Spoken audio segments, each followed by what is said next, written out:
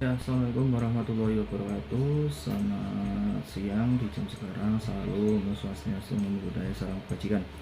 Baiklah, perkenalkan nama saya Bima Pratama. Saya adalah mahasiswa PPG calon guru gelombang 2 tahun 2024. Di sini tujuan dari saya membuat video ini adalah untuk menjawab dari pernyataan yang ada di tugas LMS di mata kuliah Etika dan Profesionalisme Guru di topik ketujuh. Pada dasarnya kita sebagai manusia, terutama guru ya, harus selalu berinovasi dan memberikan hal-hal yang terbaik untuk siswa, khususnya dalam pola pembelajaran ataupun media ataupun yang segala hal tentang pendidikan, dimana guru selalu dituntut untuk berpikir kritis, kreatif, dan selalu inovatif dalam menghadapi perkembangan zaman. Tentu ini menjadi hal yang sangat perhatikan oleh guru, karena sejujurnya kita harus sesuai dengan memberikan pemahaman tentang pembelajaran yang sesuai dengan kodrat alam dan kodrat keadaan, dimana itu sesuai dengan pengetahuan Ki Hajar Dewantara, konsep belajar Ki Hajar Dewantara.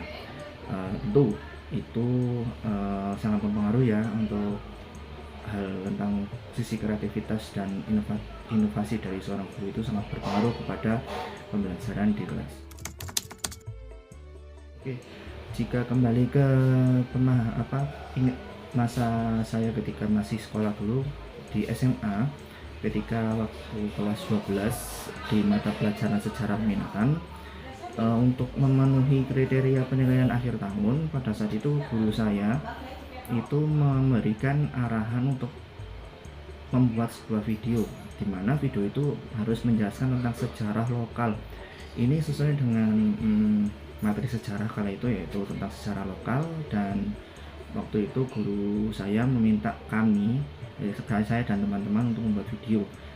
Saya membuat video tentang sejarah kota Kepanjen yang saya upload di akun YouTube ini pertama kali.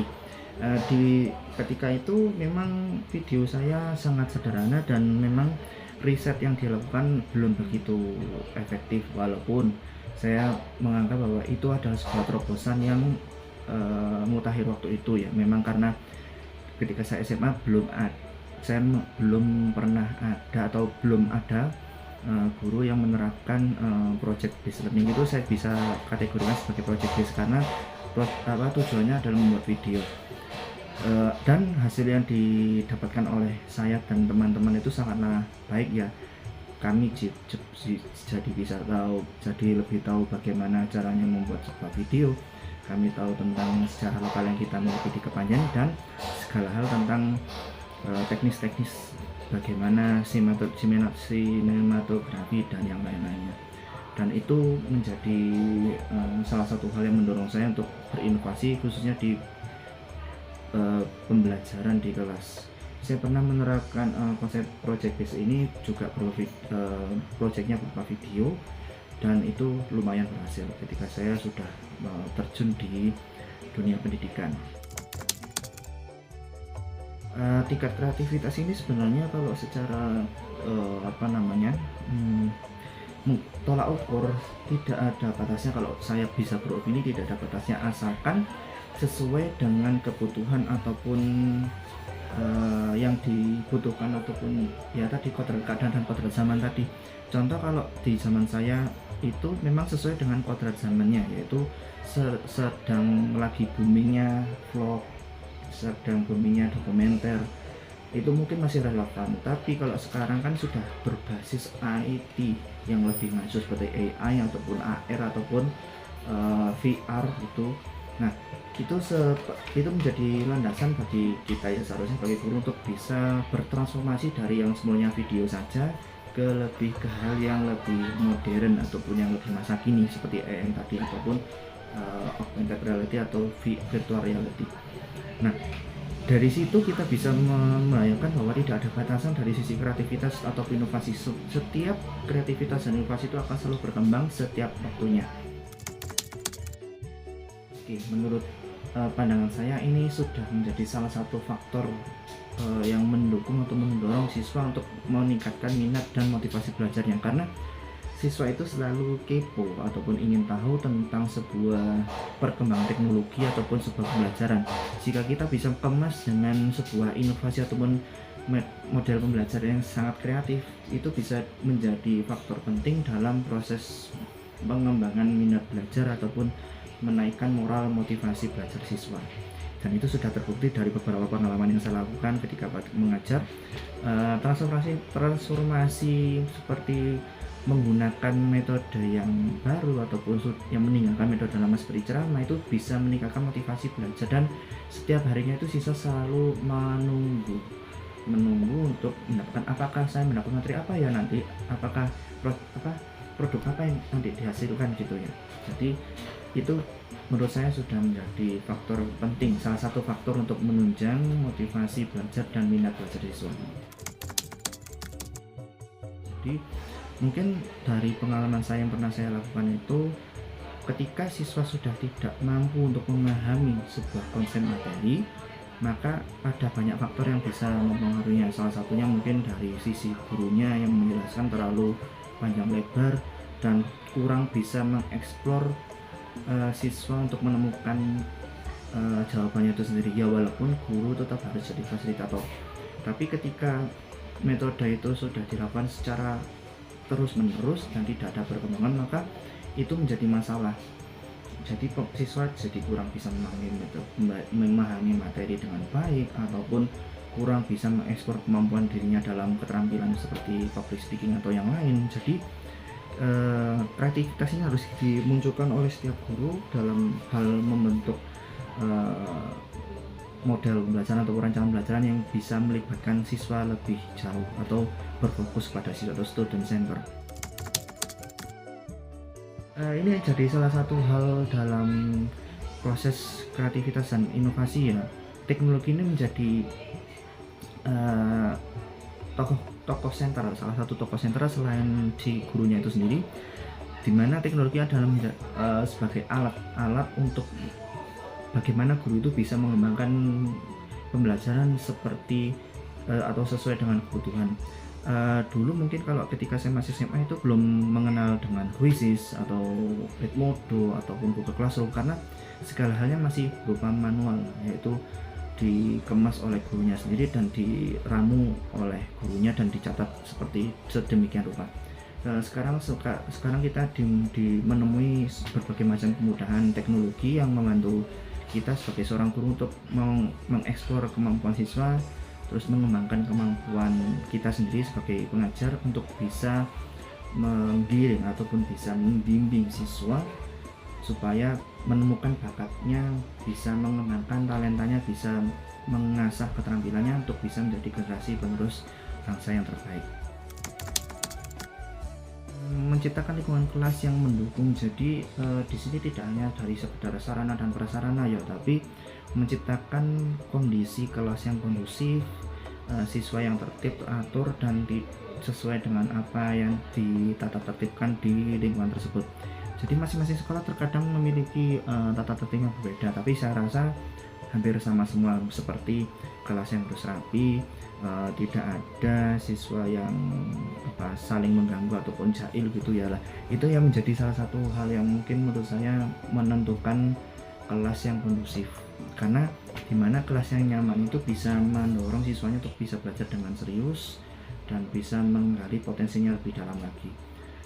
Guru bisa memberikan berbagai macam cara, salah satunya itu melengkapi sarana prasarana itu lewat pihak lembaga pendidikannya itu sendiri, melalui lembaga pendidikan.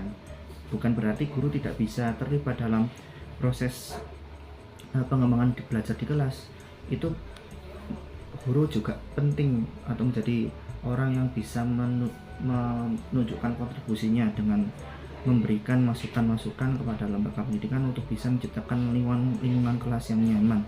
Karena dengan lingkungan yang nyaman, siswa bisa lebih enak untuk belajar dan daya serap ilmunya jadi lebih tinggi. Selain dari lingkungan kelas yang nyaman tadi, guru juga harus menciptakan pembelajaran yang inovatif. Inovatif ini tidak melulu tentang pengembangan teknologi yang demikian ya, tapi bagaimana caranya guru untuk bisa menggiring atau membimbing siswanya hari demi hari supaya tidak cepat bosan ataupun tidak monoton gitulah. Jadi guru bisa menyesuaikan kondisi siswanya itu sendiri dan melihat perkembangan zaman. Dengan demikian pembelajaran di kelas bisa berjalan lebih efektif dan ilmu yang diserap lebih dalam lagi. Menurut saya sangat membantu siswa dalam mengatasi tantangan, khususnya tantangan pada masa kini, di mana teknologi adalah menjadi tantangan terbesar. Walaupun memang sangat penting teknologi itu bisa dipelajari oleh siswa, tapi kalau siswa tidak bisa menggunakannya dengan bijak, maka yang terjadi adalah degradasi ilmu untuk memanfaatkan teknologi. Karena di masa-masa sekarang banyak beredar konten-konten yang khususnya di sosmed itu yang kurang didik, bahkan dari pengajar itu sendiri bisa mencontohkan kegiatan tidak pantas ataupun dengan kasus yang mohon maaf dalam tanda kutip bisa melecehkan siswa. Nah, ini hal yang harus kita tanggulangi bersama sebagai seorang guru, seorang akademisi, di mana kita menjadi contoh